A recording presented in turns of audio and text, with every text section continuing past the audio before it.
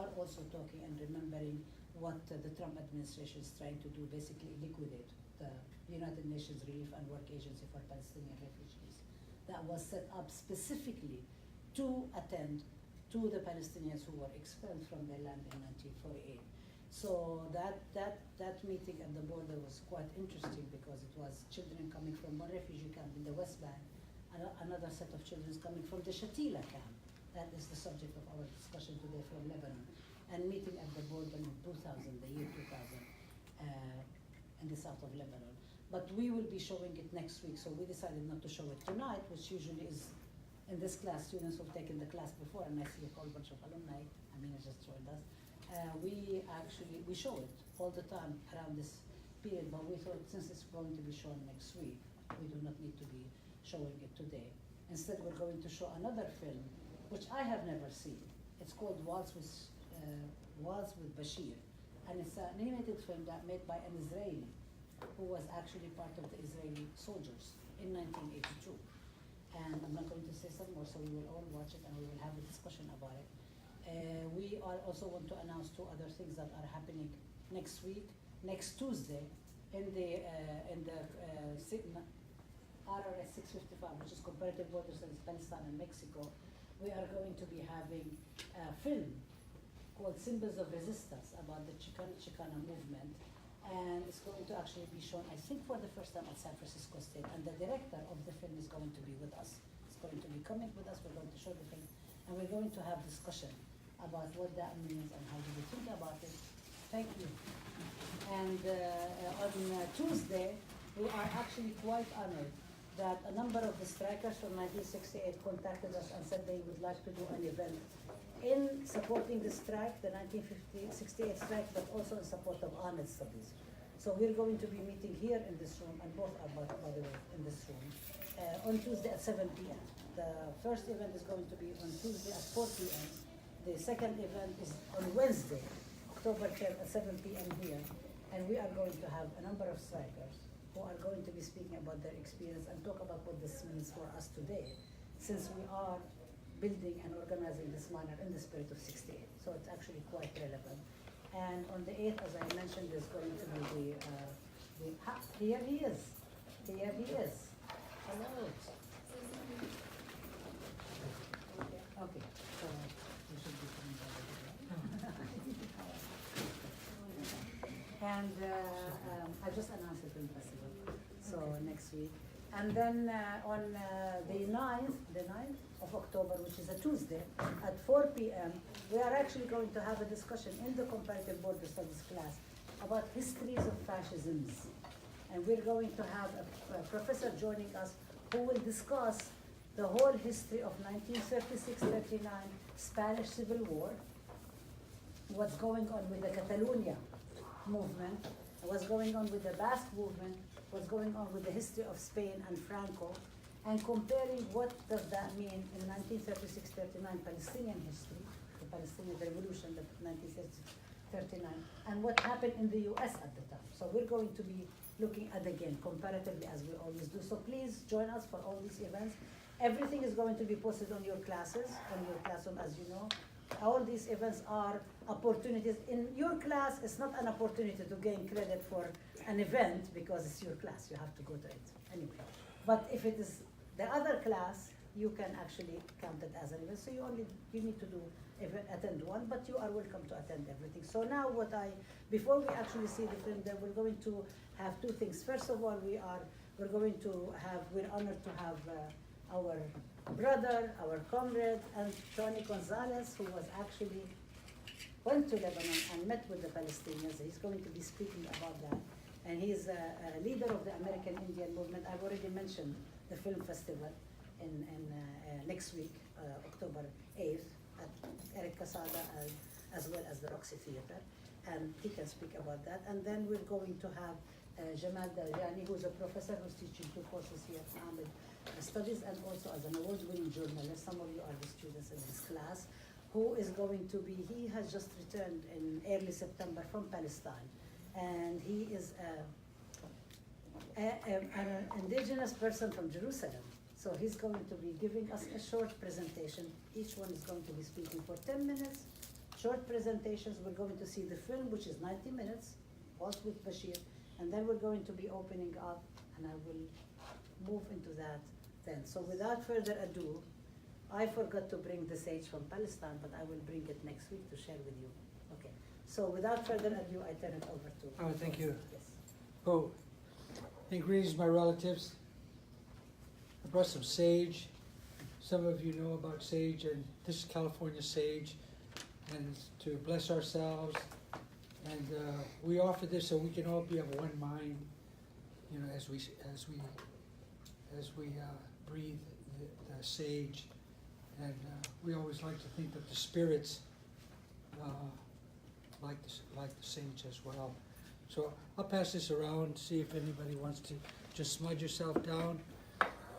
And as the professor mentioned, yes, indeed, I was in Beirut, in Lebanon, with the PLO, and I had the great pleasure, the honor of being there for 1 month with Yasser Arafat and Al-Fatah people, and I had the great honor of meeting his brother, who was the head of the Red Crescent Society at that time. I'm talking about March 1980.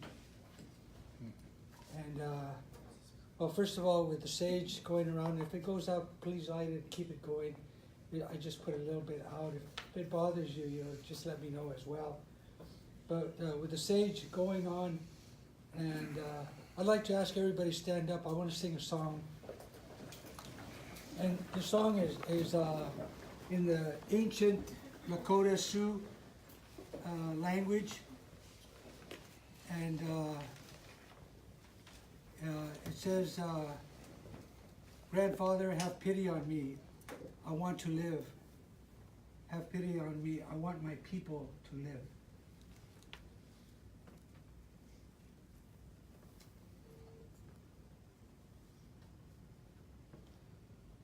Waka toka u wanite,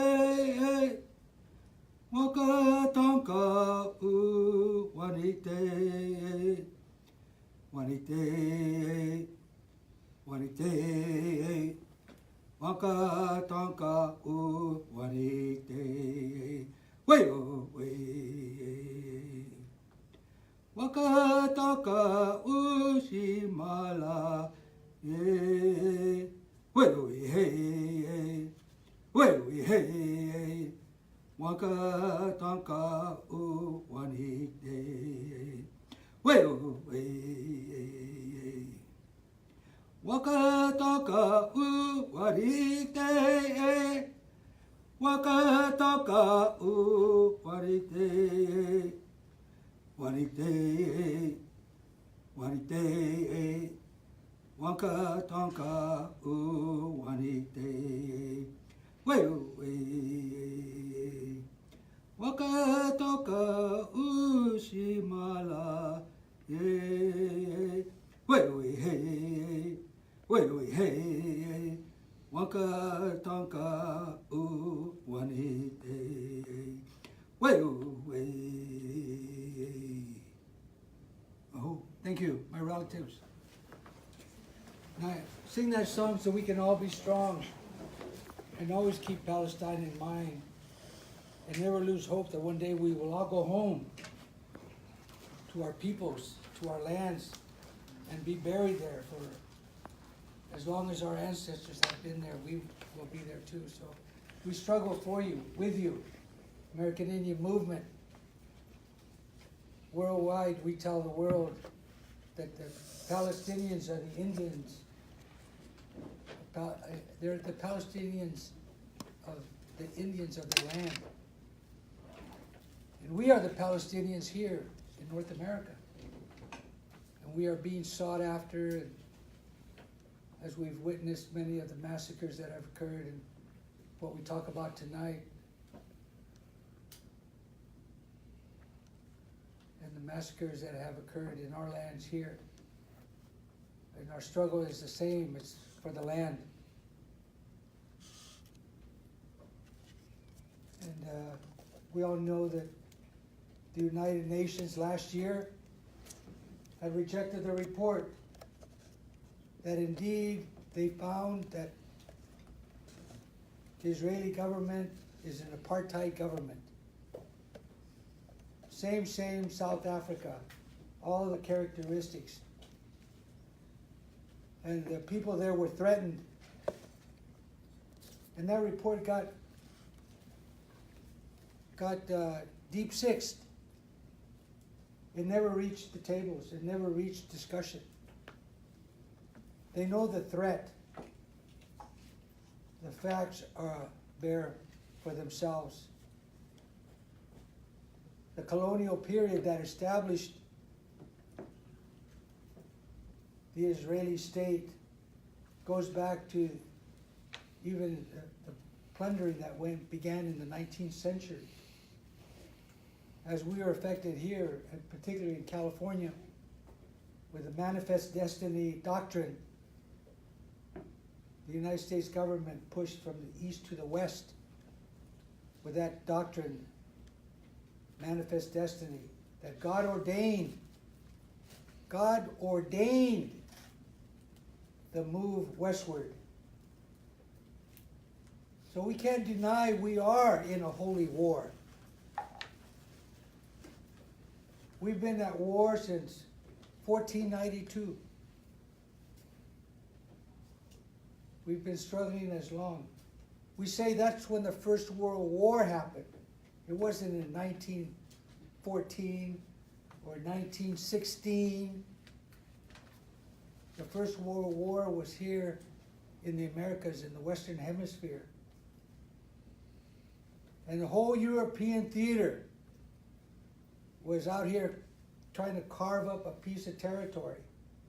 They were fighting each other. Wars were going on, both in their homelands and on the high seas, and even here on the ground in the hemisphere. So much so that even the Pope, the Catholic Church, got involved as the facilitator to bring peace and help the demarcation of the territories. And that very same Pope issued what we refer to today as papal bulls. These doctrines that emanate from the church, from the Pope.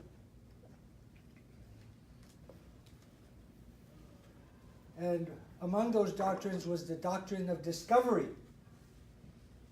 Colonial governments continue to want to justify their conquests, their invasions. They want to romanticize once they're here. You know the characteristics. And as they moved westward, they refined the art, the gunpowder, the skill of killing. When they reached California, it was wholesale manslaughter here in California.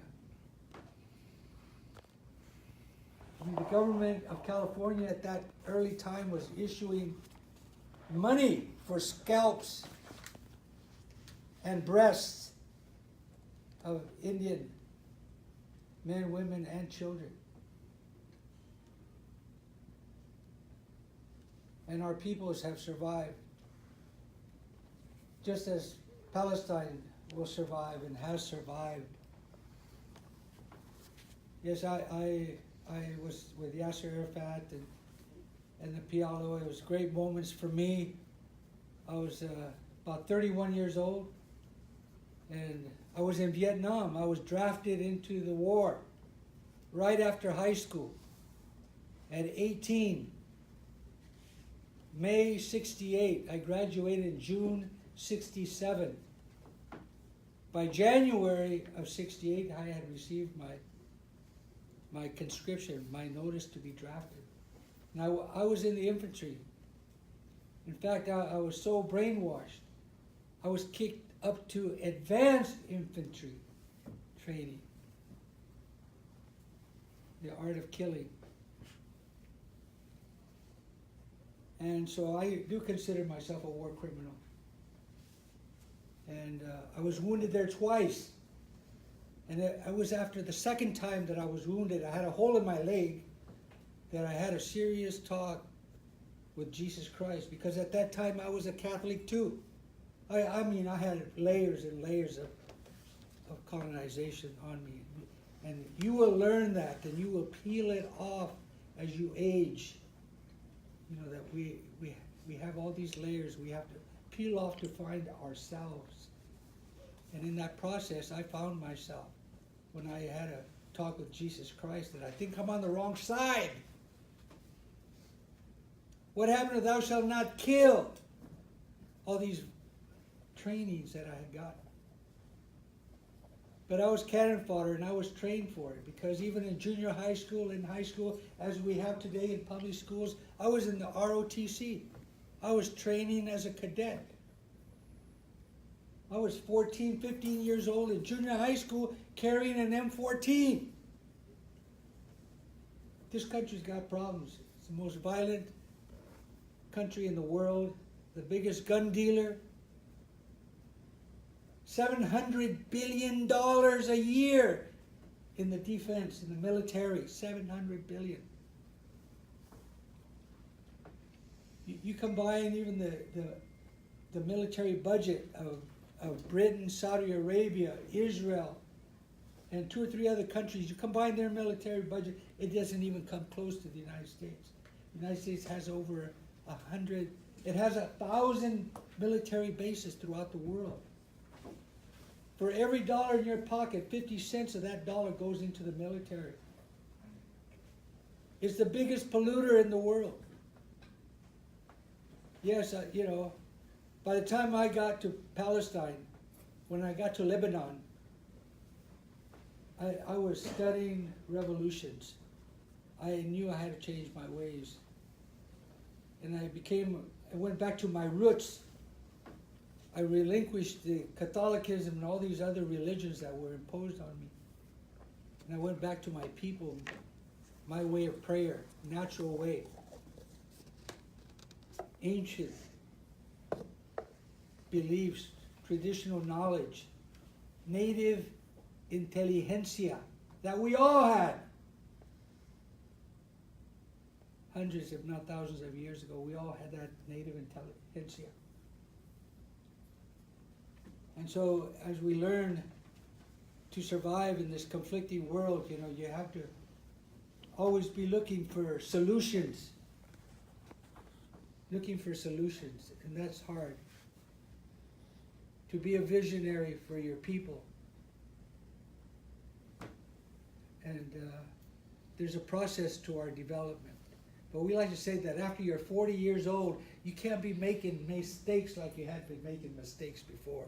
So you got till 40 to be making mistakes, trial and error.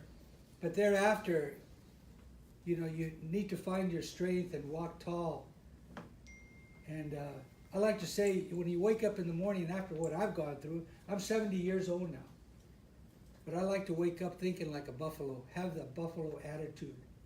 And that buffalo attitude is you ride into the storm.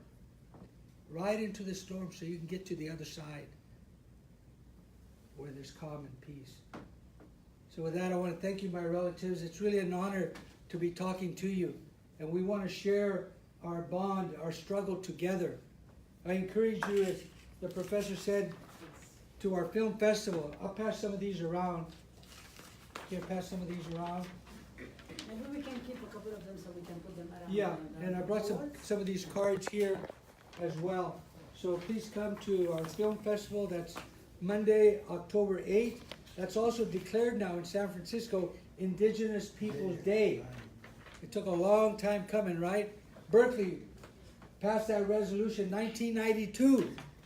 So let's not think that San Francisco is a liberal, progressive, open town, you know. It's really a bubble, and there's a lot of lies to that. All right, thank you, my relatives. I have some thanks to pass on. And I just want to say that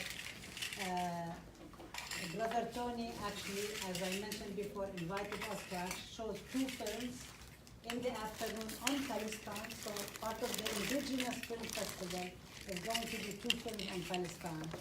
And then in the evening, I think it's really important to note that there will be the film Warrior Women about Madonna Thunderhawk and the Standing Rock Women is going to be shown in the evening.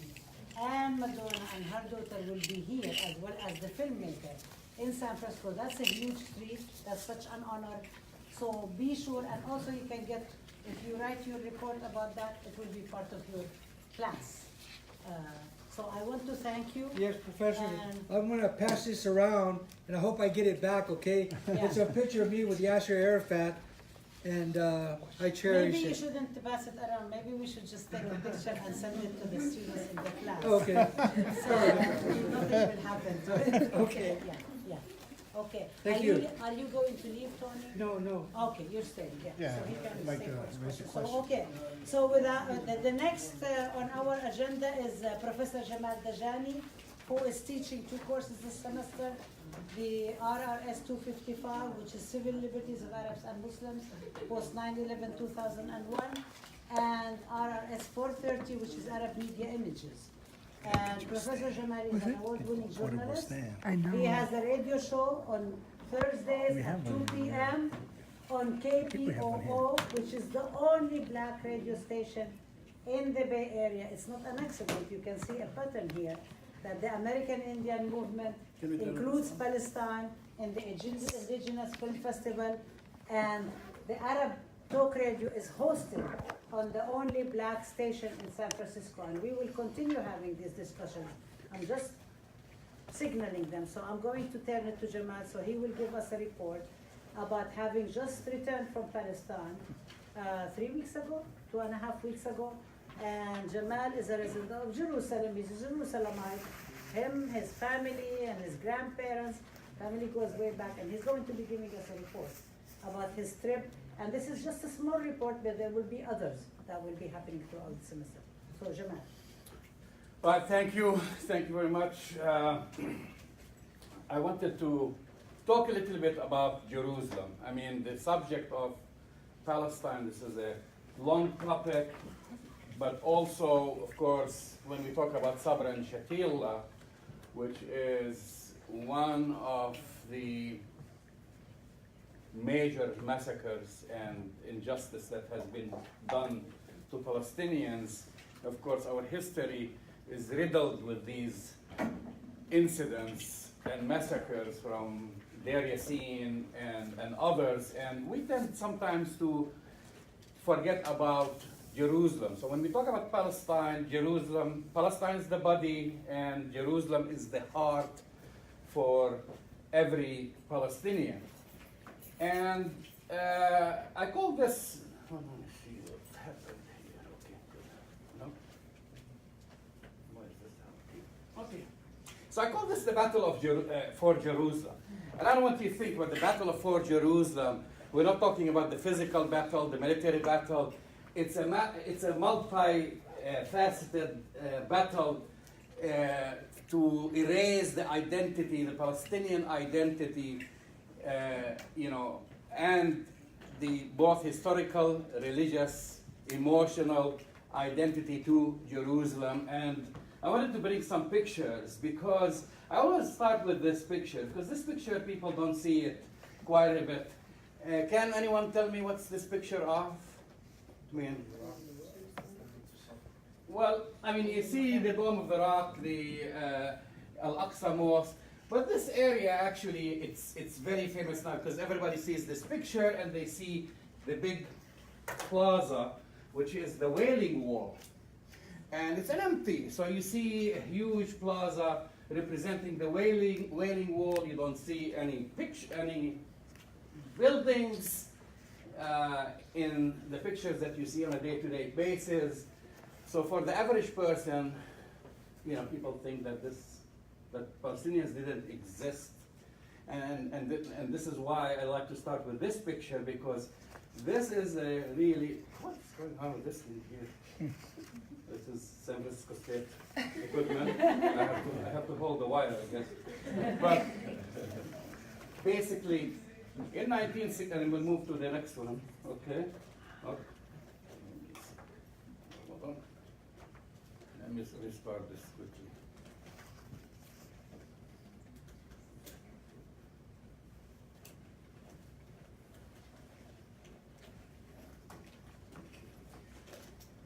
Okay, so this is the picture that you see when I can't keep this thing on. Not gonna come near it. So this is the picture. So think about the picture from before and the picture today, and then look at the bottom here of the screen, and you see the destruction and the removal of both Arab and Muslim historical buildings dating back to more than 7 and 8 centuries ago. An entire neighborhood. This is called Hart al-Magharba, or the Moroccan Quarter.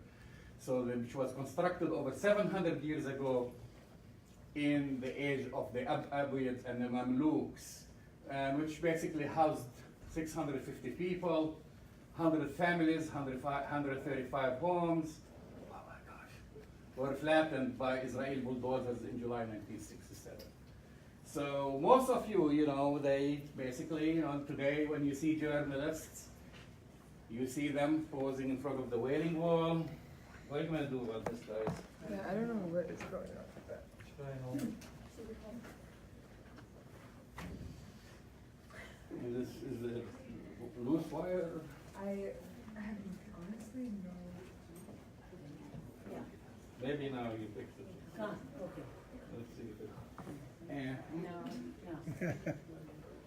Let's move to the next. No, because they.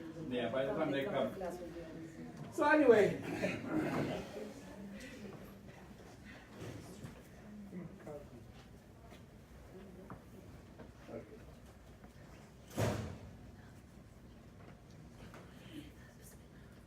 I know it's very distracting, but I'll you see it and then try to keep it in mind. But basically, I'm going to move fast forward here and talk to you about basically Israel's plan for what they call it the Greater Jerusalem Bill. So the Israelis, before 1948, there was no East and West Jerusalem, what you hear about, today, and there was only Jerusalem. So 1948, West Jerusalem, and this is where my family comes from, was totally ethnically cleansed, and they took over the whole town. There were very, very few Palestinians left in West Jerusalem, and for them to implement the ethnic cleansing and controlling the city was very easy, because by the time they arrived to West Jerusalem, they faced very little resistance, and most of the population started to leave because the attacks by the Zionist gangs and militias targeting different neighborhoods, Al-Tatamon, Al-Baq'a, etc. So it was very easy for them to control. In 1967, Palestinians learned their lesson, right? So they learned their lesson. So they decided, okay, in 1967, no matter what they do, we are not going to leave. Now, my family left West Jerusalem and they came to East Jerusalem. And my parents, when they came, they were basically kicked out at gunpoint by the Urgun, which is one of the Zionist gangs. And so my parents, who were newly married, they had to start their life all over again from scratch, lost their ancestral home and moved to East Jerusalem. This is where I was born. I am the first generation who was born outside our ancestral home, which was built more than 500 years ago. And then you'll see pictures of the house. We lived at the Janis. This is an area we call it Nabi Dawood neighborhood. And we lived there for 5 to 7 centuries in the same spot. So my generation, I and the rest of my siblings were born outside of our ancestral home. So 1967, and why I call this a battle, because the battle continues. The Israelis want to make sure that they ethnically cleanse Jerusalem, east and west, and control it. So they came up with a new idea. They figured, well, now, we got rid of them from West Jerusalem. Now we want to take over East Jerusalem. But there's too many of them. And things have changed, because now you have satellite TV and you have reporters on the ground. their crimes are going to be watched by the rest of the world. You know, they cannot, like when they went to Deir Yassin, we only found out about Deir Yassins from eyewitness reports and from stories. We had very few, we didn't have cameras on the ground, we didn't have reporters on the ground, so we had to base it on historical narrative. In 1967, they started to implement the Greater Jerusalem Bill, which basically said, it's called also otherwise known as the 30% to 70% plan. So their idea now said, okay, we can cope with these indigenous people, but we must be the majority. We have to be 70% of the population, and we have to reduce their number to 30%. If we keep them, we can put that pretense that Jerusalem is a united city, and this is, you guys had a lot of issues here with the mayor of occupied Jerusalem, Nir Barakat, when he came here. And this is where the Israeli Hasbara machine, you know, when it does its work. They bring, you know, the mayor of Jerusalem, and he goes from campus to campus and speaking engagements to talk about how peaceful is the city, and he's the mayor of a united city where Muslims, Jews, Christians live all in harmony and equality, which is total nonsense, right? So the plan, you know, and I talk about now, the plan is to build the population to 700 Israeli settlers, which, by the way, 350 to 400 live in and around Jerusalem, so the focus is Jerusalem. And at the same time, preventing Palestinians from living there or reducing their number. For example, when I travel to Jerusalem, and my family tree goes 1,200 years. We have a family tree that my family tree on my father's side is 1,200 years. On my mother's side, my family used to be in Jerusalem, the Nusayba family, when Umar bin al-Khattab came in the 6th, 7th century to Jerusalem, and they were already there. So we don't know how far. But anyway, I can tell you it's further than Yitzhak Shamir, it's further than Ariel Sharon, it's further than Netanyahu, that we've been living in Jerusalem. So when I go to Jerusalem, I am considered as a temporary resident of Jerusalem.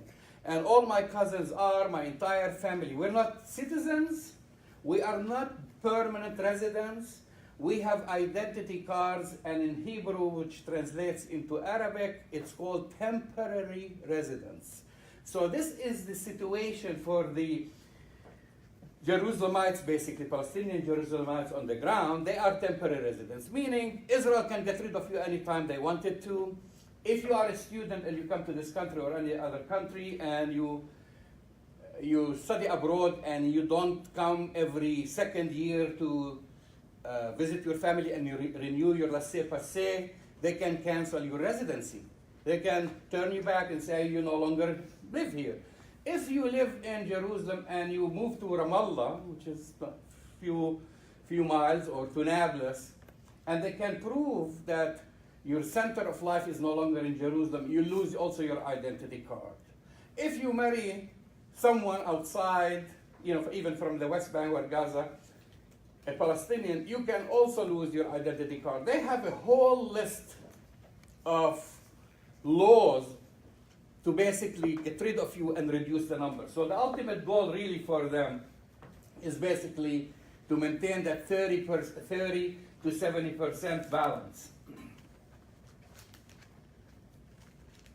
Okay, so the situation on the ground, what you see now, they have completed the plan. The plan is complete. You know, before we get to Donald Trump making his commitment and moving the U.S. Embassy into Jerusalem, they've been working on this since 1967. They completed the total siege, basically a total ring of settlements, colonial settlements, you know, and they started since Oslo, and of course with the building of the Apartheid Wall.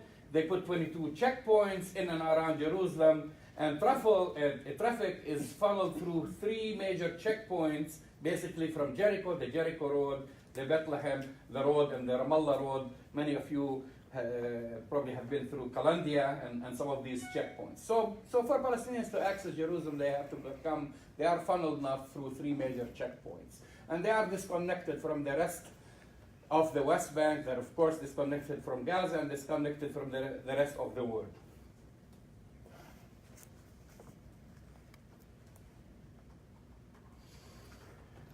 In general, in the West Bank, you have 60 plus permanent checkpoints, and these are in the West Bank. And you have 2,941 flying checkpoints were counted in 2017. What do I mean by flying checkpoints? These are checkpoints that decide to place them whenever they feel, any time for security reasons, whatever. So Palestinians have to go, just to give you an idea, that when we talk about Jerusalem, we talk, of course, life is a little bit different, but Jerusalem is also one big prison to the Palestinian Jerusalemites living there. And it's disconnected from the rest of the West Bank. So you have in 2,941 flying checkpoints. I don't have the number on 2018, it's still the year, but we'll have it. In 2016, 5,587 flying checkpoints. They've had 476 unstaffed physical obstacles, dirt, mounds, concrete blocks, and fences. Those are not checkpoints, they're just like, we'll bring a bulldozer and they'll put a pile of stones so they block you from proceeding in traffic. And of course, last but not least, the famous Apartheid Wall, which basically now encircles Jerusalem. Okay, so the plan to reduce the population, 30% and build a Jewish population, 30% Palestinian, 70% Jewish population, that's the ultimate goal. Isolate Palestinians from Jerusalemites from the rest of Palestine, and targeting Palestinian institutions. So this also started from 1967. So many of you probably heard about the Orient House, and this was a very important meeting place for Palestinians. It's kind of de facto government place. They took it over, shut it down. Al-Quds University, which is the other major university, which started in Jerusalem, basically not too far from where my family lives, by the Palestine Museum, which is AKA the Rockefeller Museum. They forced them now to go to Abu Dis neighborhood, which is outside the Apartheid Wall. Al-Maqasid Hospital, they conducted, which is the only Palestinian hospital, the only Islamic Palestinian charitable hospital established, and my father is one of the founders of Al-Maqasid. They basically strangulated it and forced them to accept Israeli Kubat Halim insurance, so they can no longer now be self-reliant and become dependent on the Israeli government. Now, of course, they've been targeting religious institutions. We know what's going on at Dome of the Rock and at Al-Aqsa, and you probably all watched just about a year ago or so when they wanted to put all these cameras and metal gates at Al-Aqsa. They've been targeting the only utility company, the Palestinian-owned electric company, and they taxing it. They are basically not helping in its infrastructure. So eventually, if this company cannot sustain, it cannot be viable, Israel will take over the electric company because they have the money. Schools, they've been also targeting the curriculum at schools, shutting down NGOs. No Palestinian NGOs can operate inside Jerusalem. They have to be in Ramallah and outside. Of course, the transportation system, the tourist industry, and this is a simple thing. If you wanted to book a hotel in Jerusalem, if you went to hotels.com, most of the hotels that come first are hotels owned in West Jerusalem by Israeli operators, and Palestinian hotels come last. If, of course, and also, Airbnb, that's why many Palestinians boycott Airbnb. Airbnb operates in Israeli settlements on stolen Palestinian land, and that's why Palestinians don't do business with Airbnb. Okay, so the media, right? So, and this is something not just in this is not the Israeli narrative, this is the narrative right here in the United States. And so this is how, AIPAC and other organizations in this country try to capture the narrative, influence the narrative. Jerusalem is disputed territory. So it's no longer occupied.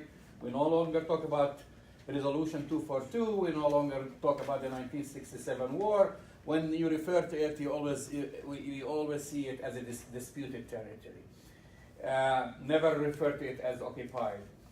The dispute over Jerusalem is religious, which is nonsense, because we know historically, pre-1948, Jews, Christians, and Muslims lived together in harmony, and it's not until the establishment of the State of Israel that they've created this religious dispute, which is not. It's settler colonialism. This is the simplest way to describe it. And referring to the colonies, which the illegal colonies now all around Jerusalem, I was seeing, and this is something I just came back. You've heard about the Khan al-Ahmar incident. Now they're trying to.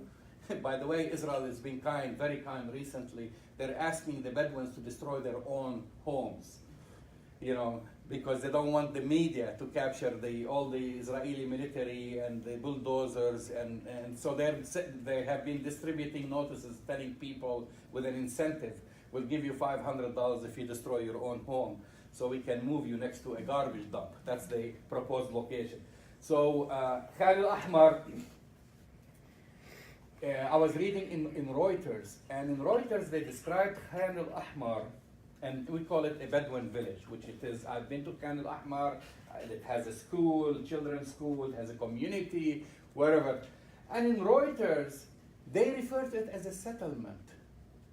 So here, the entire West Bank and what we call Area C is all taken over by illegal colonial settlements. They refer to Khan al-Ahmar. They call our village as a settlement, but yet they refer to Har Homa, they refer to Ramat Ashkol, they refer to all these settlements as now neighborhoods. So this is another narrative. And of course, they refer to the Apartheid Wall as a separation wall or a security fence, like the fence that you have between you and your neighbors, the small picket fence.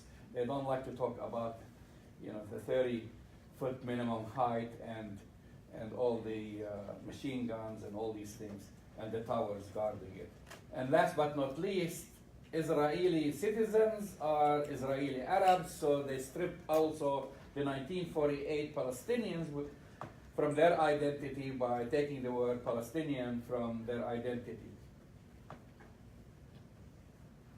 Okay, so this is something. This is a picture of my family in front of our historic home taken in 1942. These are all my ancestors. My grandfather is in this picture. My father is in this picture, and all my uncles. Of course, for all the feminists here, no women were allowed to be in the pictures. They had to take separate pictures. But this was a different era. We don't do this anymore.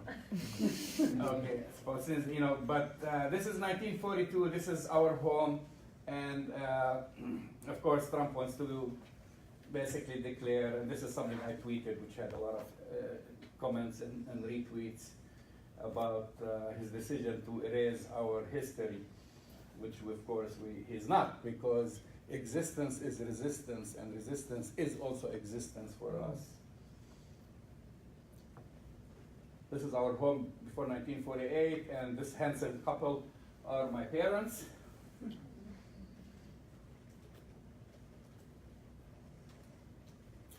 So every time I go home, every time I go to Jerusalem, we don't live, my mom still lives in Jerusalem, she's 91 years old, and I always go to visit our house. And the reason I'm able to visit our house, because they have transformed it into yeshiva school. This is the irony. So they've taken our ancestral home, and now they have religious students living in our home. So I'm able to enter because it's open, so I enter with the tourists. And so this is a picture I took over our house in just like in August. And you see this guy, he's an evangelist, and he was like blessing people and telling them stories, and I was like trying to listen what stories he was telling them, and it was, anyway, all nonsense. And I wanted to interrupt and say, but this is my home, and my wife said, no, let it go this time, because I've done that before. And last but not least, because we talk about ancestors, this is also behind our house, our cemetery. This is where my grandfather is buried, and my great uncles are buried there. So our history, we are part of the land, our bones are in the land, and they prevent us from taking care of our cemetery, and it also always gets defaced by settlers.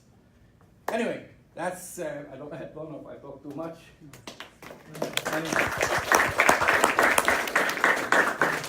Thank you so much, Jamal, and thank you, Tony, and this is really amazing. I just want to say one thing before we start the film, because we want to make sure that we don't have enough time for discussion here. But yesterday, 25th of September, 24, actually 2 days ago, was the 5th anniversary of the passing of Professor Edward Said. And the reason I'm saying, 25th, yesterday. No, actually it was 24th. No. Yesterday, it wasn't 25th, it was 24th. I remember because I organized the memorial for, I know, it's wrong. It's wrong. I organized the memorial for him at New York University, actually, that evening. But the reason I mention him here in this context, both for two reasons. One is that on November 1st, GOPS is actually marking, German Union of Palestine Students, is marking the anniversary of the Palestinian mural honoring the late Professor Edward Said. Two is because actually it is very relevant to the discussion both Tony and Jamal have raised. Tony was talking about the lands of the indigenous people and our ancestors, and Jamal was talking about belonging and Jerusalem. That Edward Said comes from Jerusalem, and his family home in an area called Talbiya, which Israel now calls Tel Aviv. And the home of Edward Said used to be marked. So when you go to visit Jerusalem, you will see this is where Edward Said's home was marked, as well as many homes of Palestinians. But then Israel destroyed the markings. So when you go, you do not know whose home is where and where it is. But he does remain and he does exist, and we honor him and we remember him on the 5th anniversary of his passing. We do have a direct connection with him at San Francisco State. The mural, we also have the Edward Said Scholarship. I'm going to post the link so you can see it. So we're going to be moving now to watch the film, because it is 90 minutes. So we don't have a whole lot of time, and we're going to move into it. I know you want to have a lot of discussions, but if we're going to have a discussion, we're not going to see the film. So students, do you want to kind of like watch part of the film and have a discussion? Or it's fine. You have to watch the film on your own, because I'm going to be asking you questions about it, especially those in my class. So we can have a discussion. How about we can do a discussion for 15 minutes, and then we go into the film? Okay. So questions, not speeches. If you want to make speeches, we can do it later. So 30-second question. Brian. What was it that they turned your home into, your ancestral home again? A yeshiva school. A yeshiva school? How do Yeah, you which spell is it? a Jewish religious school. So the students live in the house and study the Torah. Okay. It's Y-E-S-H-I-V-A. Okay, any other questions? Jaime, you have a question? Yeah, I have a question for Tony. Yes. Okay, go ahead. How did it come to be that you were in Lebanon? Right. And what did you do there? Well, I was in the Chicano movement at that time, and we had a meeting in Mexico City, 1979. It was for the liberation of Puerto Rico.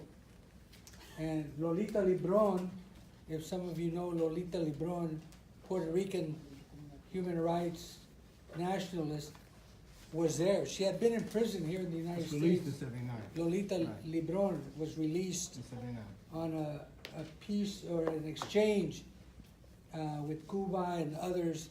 But Lolita Lebron and other Puerto Ricans had gone into the U.S. Congress and shot it up with pistols around 1952. She went to prison, she was released.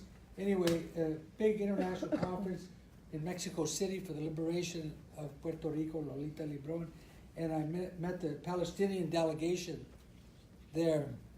And I was with a delegation of Chicanos from throughout the Southwest. And we were also with the political party, La Raza Unida Party, very nationalist-oriented organization. And the Palestinian delegates invited us to Beirut, to Lebanon, and which we accepted. So we can bring back the story of Palestine throughout the Southwest, which we have since. We continue expressing that solidarity. But it was in '79, Mexico City, we met the Palestinian delegates. And What did you do in Lebanon? Pardon? For 1 month. Oh, for a month? Yeah, right.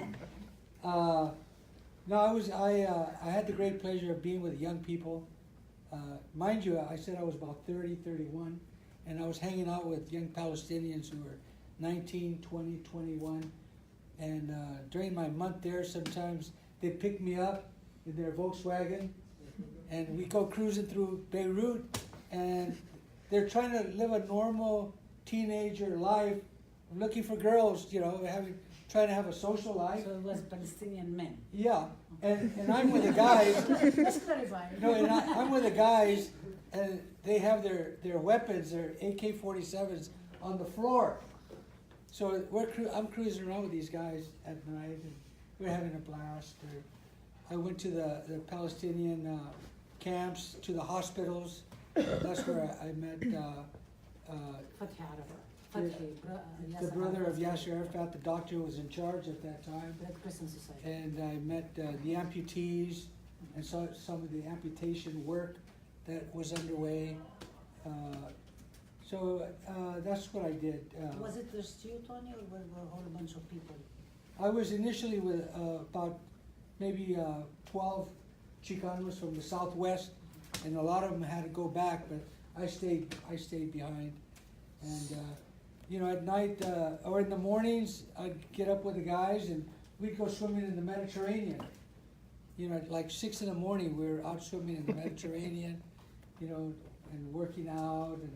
And I was invited to speak at the American University in Beirut, and always we were waiting for the invasion that might be coming from the Israelis, which occurred 2 years later. In 1982, the big invasion did happen. And also went out into the mountains to overlooking the Litani River. So some of you know that it's also a war for water. And the Litani River is a very major, important river up in that area, and the Israelis want it. And that's where the big war and conflict is held at also. I remember we were up there on the mountains with Palestinians overlooking the Litani River, and we started getting bombarded.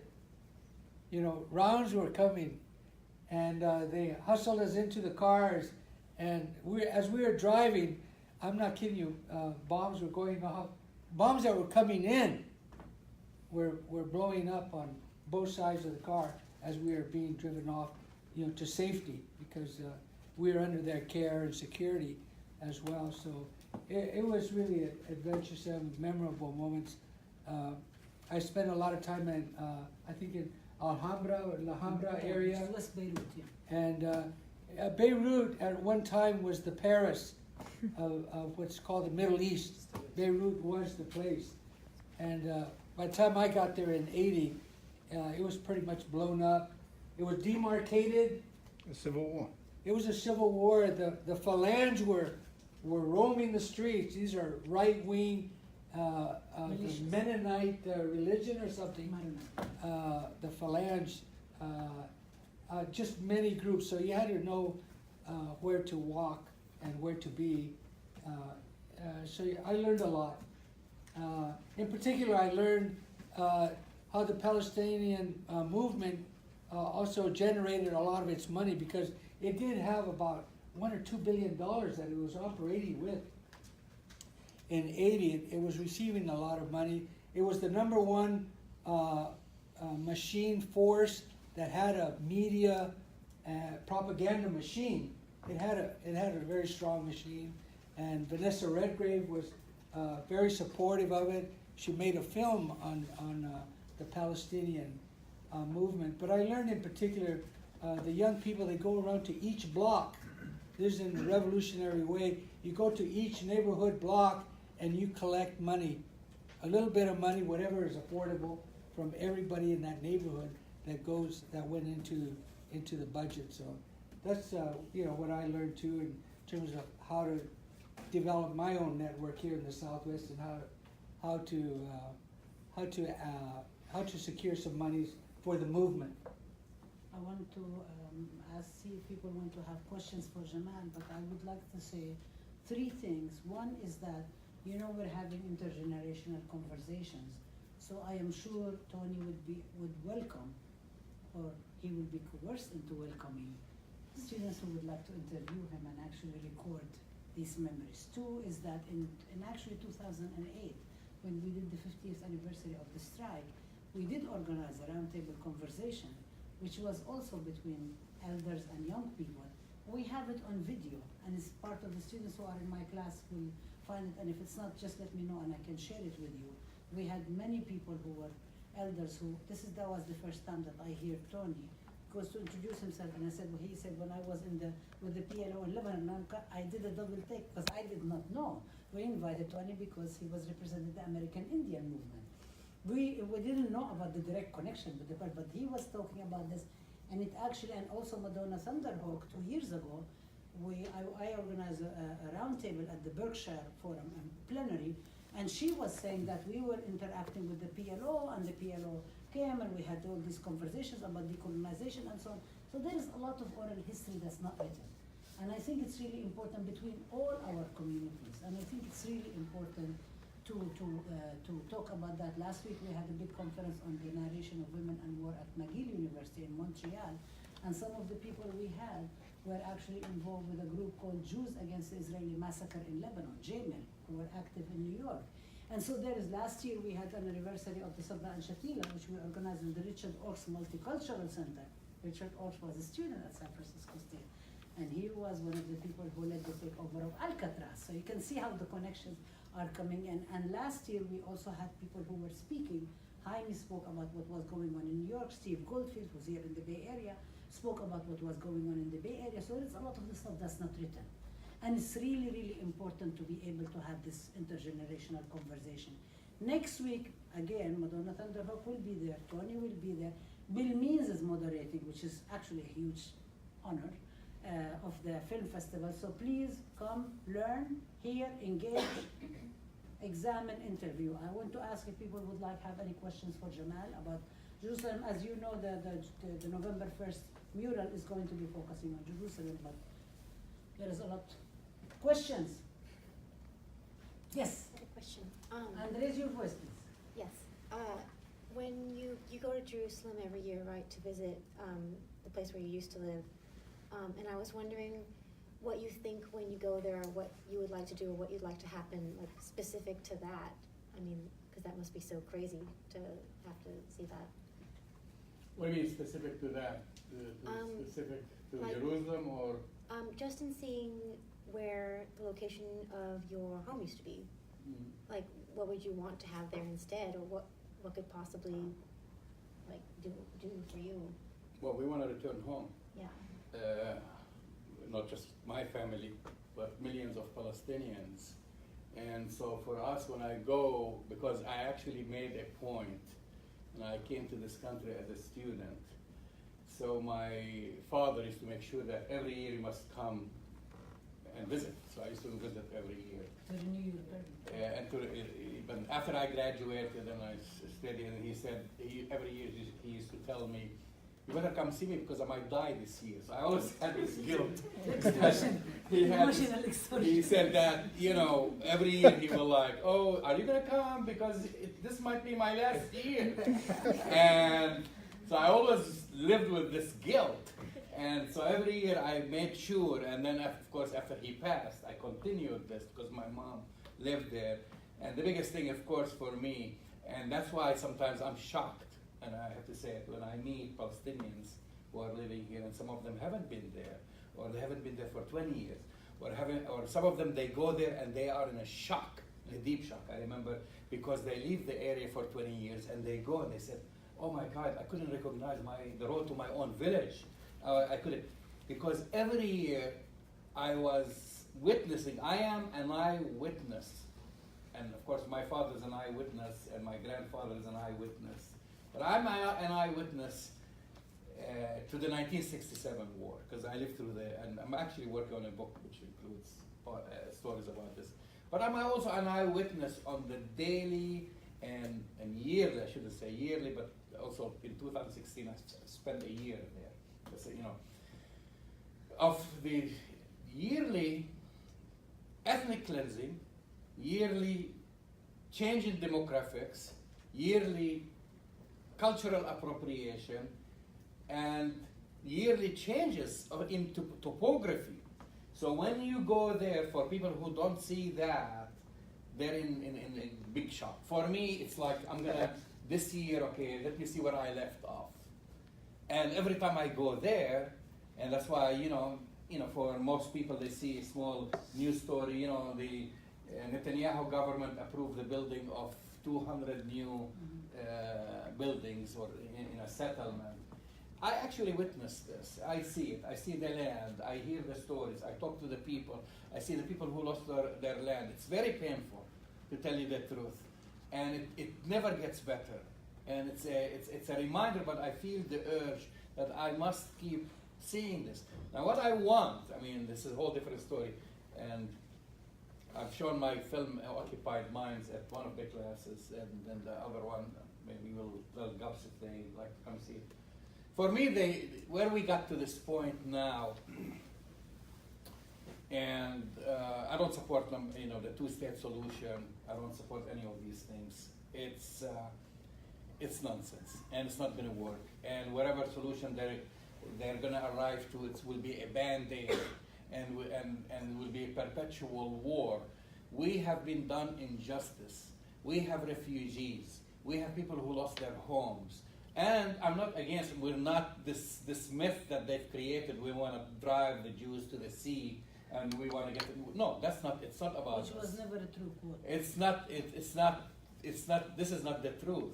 And so the only solution that I see is a one-state solution, a democratic, secular state, which basically what Palestine was before, whether it be under the British mandate or when it was part of the governorate of Great Syria. They tried to tell you Palestine didn't exist, you didn't have aspiration. But all nation states in Europe didn't exist, And so we were part of basically different caliphates, right? And the last of which was the Ottomans, and we have the Abbassides, and we had the Rashidin, and so forth. And so, the Palestinian identity has been there for centuries. And so what I'd like to see justice. And the only way we can see justice is for people who lost their homes to be able to come back. Some, maybe they don't want to come back. If they don't want to come back, not a single Palestinian received one dime in compensation.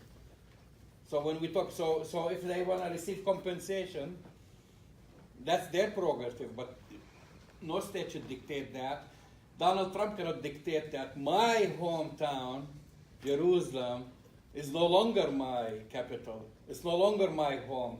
Donald Trump wants to determine that I'm no longer a refugee. Well, guess what? I'm the son of a refugee. I was born after 1948, and you know what? My birth certificate, I was born in 1957, is stamped by the UNRWA as a refugee, as a son of a refugee. And this is part of my identity, and this is his so-called, which we all know, this is his so-called great deal of the century, the deal of the century. He wants to strip Palestinians of their national aspiration and their capital. He wants to strip Palestinians of their identity as a refugee, meaning like he wants to say to all the refugees who live in refugee camps and elsewhere around the world, you no longer have a claim. And that's what I want to see, justice. Thank you. Thank you, Jamal. Thank you, Tony. And with that, we will start the thing. Shall I just push it? Mm-hmm. You press the space bar. Jumps. Here we go. You should move. Yeah. No, we can't turn off all the lights because then we cannot take notes. Wow. And people can turn around. Doesn't it show over there? Does it show over No, there? it's not sure.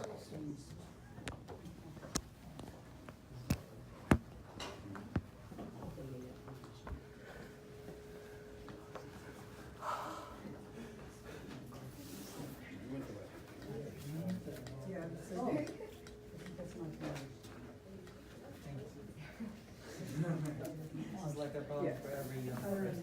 Is It's the like they just volume? leave it there, like just go. It's like just No, from here. Yes. Thank you very much.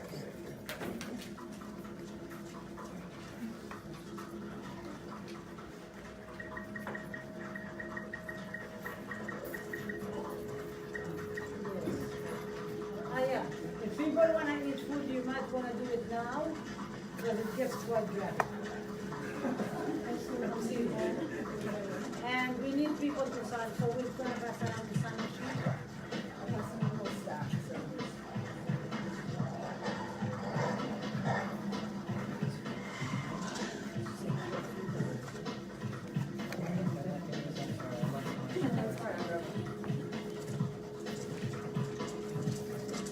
it's okay, it's okay. Go.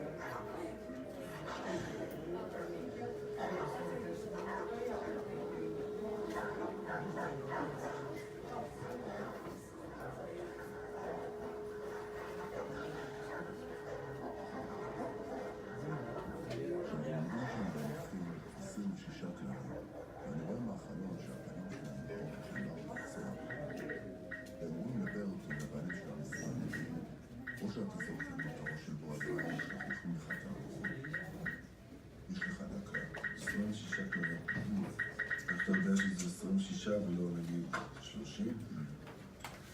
נגיע לזה.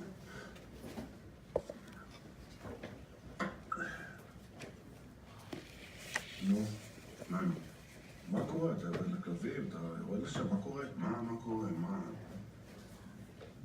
פה אני מתעורר. כל בוקר בדיוק פה אתה מתעורר? בדיוק פה. אף פעם החלום לא המשיך לי. כמה זמן זה? 2.5. וואלה, בשביל זה הבאת אותי פה באמצע הלילה. למה לא נשמעתק? למה? אתה צריך להבין שחברים כאלה לא באים. יש כמה דברים שלא סיפרתי לך עליהם. כמו מה? אתה יודע, בלבנון. מה בלבנון?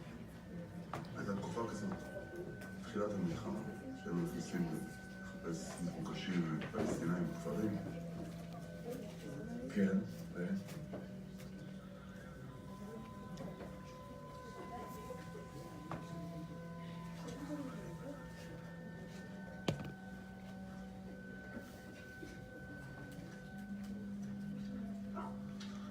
עכשיו, כשאתה נכנס לכפר, הכלבים מריחים אותך ראשון.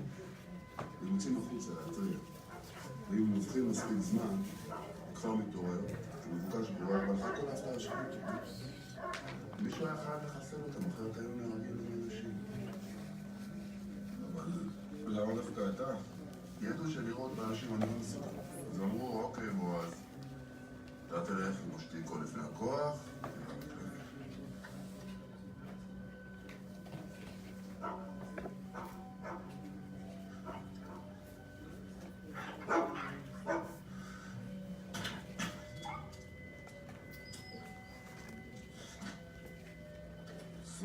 כלבים. אני זוכר כל אחד מהם, את הפרצוף שלו, את הצלקת שלו, את המבט שלו שהוא חוטף, 26 סך הכל. כמה זמן זה עד שהכלבים האלה התחילו לבוא בחלומות? 20 שנה. וראית מישהו? אני לא יודע, מטפל, שריק, שיעצו, משהו. לא ראיתי אף אחד. בגלל זה התקשרתי אליך. אני מעדיף, אני עושה סרטים. הסרטים זה גם פסיכותרפיה. I got it too either. ראיתי שכל המעגלים שלך בחיים סגרת בסרטים. לא ככה. ככה, כן, ככה, אבל לא ככה. תגיד, אתה אין לך אף פעם פלאשים לבנו? לא. לא. לא ממש. בכל זאת. לא. יראו סברה ושתילה. מה עם סברה ושתילה? מה עם סברה ושתילה? אתה היית כמה? 100 מטר מהטבח? 200, 300, לא. אגיד לך את האמת, זה לא בסיסטם שלי. לא בסיסטם שלי. אין לך אף פעם פלאשים לבנו, לא חלומות, לא זיכרונות, אתה אף פעם לא חושב על זה? לא. לא. לא.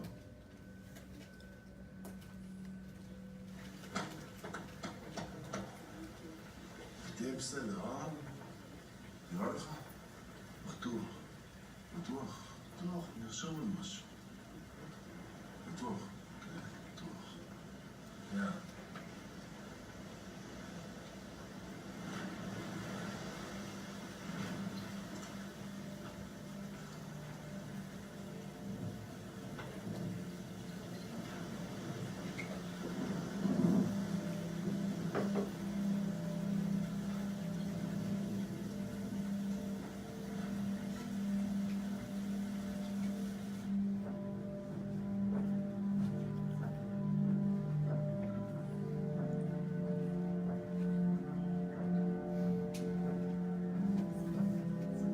הפגישה עם בועז התקיימה בחורף 2006. אותו הלילה, פעם ראשונה אחרי יותר מ-20 שנה, חטפתי פלאשבק נוראי ממלחמת לבנון. לא סתם לבנון, ממערב ביירות. לא סתם ביירות, מהלילה של הטבח במחנות הפליטים סברה ושתילה.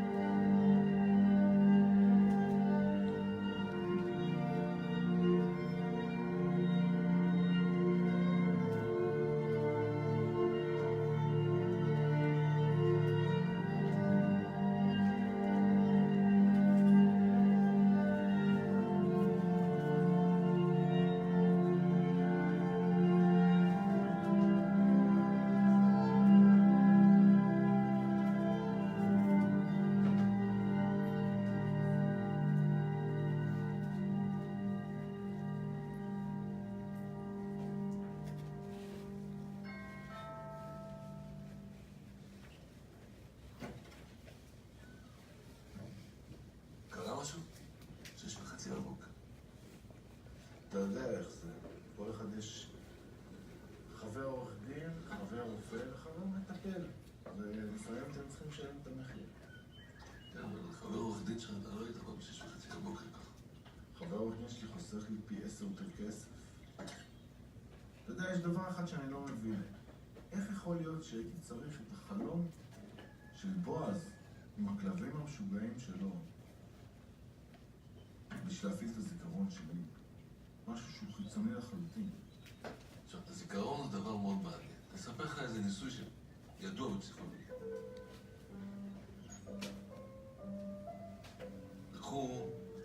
קבוצה של אנשים, והראו להם 10 תמונות מהילדות שלהם. 9 תמונות היו תמונות אמיתיות מחוויות של ילדות שלהם, ותמונה אחת הייתה מזויפת. לקחו את הדמויות שלהם ושתלו אותם בלונה פארק, שהם לא היו.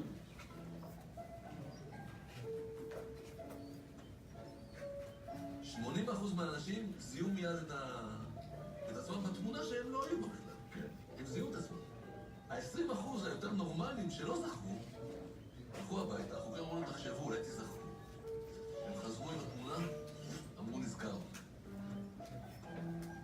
היינו בלונה פארק, היינו עם ההורים בלונה פארק, היינו יום נהדר, הם נזכרו ובנו לעצמם את החוויה. הזיכרון הוא דבר דינה, הוא חי. וגם אם חסרים פרטים ויש חורים שחורים באמצע, הזיכרון בונה את עצמו עד שיש היזכרות מלאה במשהו שלא קרה בכלל. מה שאתה אומר בעצם שההזיה שלי על הטבח זה כמו התמונה בלונה פארק, זה לא קרה באמת, אני המצאתי את זה, אין לזה שום אחיזה במציאות. אני לא יודע, אפשר לבדוק את זה, לא? מי היה איתך שם? הייתי קרמי, אתה זוכר אותם בתיכון, והייתי עוד נעם שאני לא מזהה בכלל. לך תשאל את קרמי, מה הוא זוכר? בהולנד. 20 שנה בהולנד. תסע להולנד, תשאל אותו אם זה חשוב לך. מה יקרה לך? ולא נראה לך קצת מסוכן שאולי אני אגלה לעצמי דברים שאני לא רוצה לדעת? נראה לי שאתה תגלה דברים, זה חשוב לך לדעת, דברים שאתה רוצה לדעת. אתה לא תעבור את הגבול של... אתה לא תיכנס למקומות שאתה לא רוצה להיכנס. יש מנגנון אנושי כזה שחוסם אותך מלהיכנס לאזורים אפלים שאתה לא רוצה להיכנס אליהם. אתה תגיע בדיוק לאן שאתה צריך להגיע עם הזיכרון.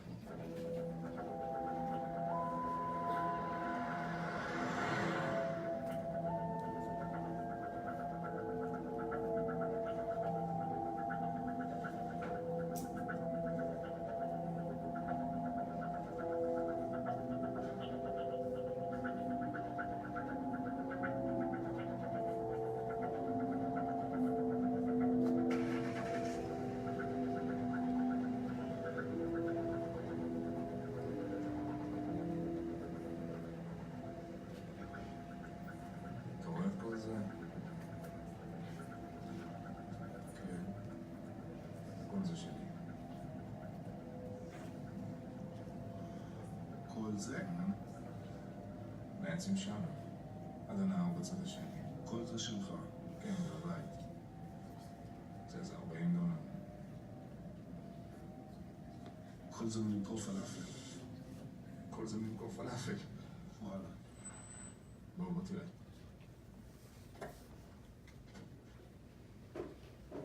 כמה פלאפל? 3 שנים מספיק. בתחילת שנות ה-90 היה לי איזה דוכן קטן באוטרכט. זה היה אז טרנדי כל העסק הזה של הטבעוני, אתה יודע, טחינה, חיטה מלאה. עכשיו תחשוב פלאפל, זה גם טבעוני וגם אוריינטלי. כן. אנשים חשבו, תהיה פיזיקאי, תהיה מדען אטום. איזה אנשים בדיוק. לא יודע, ההורים שלי, ההורים שלך, אנשים שלמדו איתנו. חשבו שעכשיו, נגיד בגיל 40 ומשהו, אתה כבר תהיה מועמד ללמוד. בגיל 20 כבר לא יכולתי להיות שום דבר. קרה לך? קרה לי, מת מקרוב, מת לקרוא. בוא ניכנס. כל זה צריך ללכת ברגל, כל זה. בוא. אתה יודע, זה מצחיק שהופעת עכשיו. למה? שצלצלת. יצאתי בדיוק עם הבן שלי, תומאס, אתה יודע, עכשיו כבר בן 7. הוא יצא עם רובה פלסטיק החוצה לשחק, ותוך כדי הוא התחיל לשאול אותי כל מיני שאלות. איפה הייתי בצבא, יריתי פעם בבן אדם. ירית? אני יודע. בוא ניכנס, היה לנו יותר חם. תגיד, אכפת לך שנצייר אותך פה עם הילד שלך בשלג משחקים? לא אכפת לי בכלל. זה כמה שאתה רוצה. אני הולך לקרוא לי, טוב? כל עוד אתה מצייר ולא מצלם זה בסדר.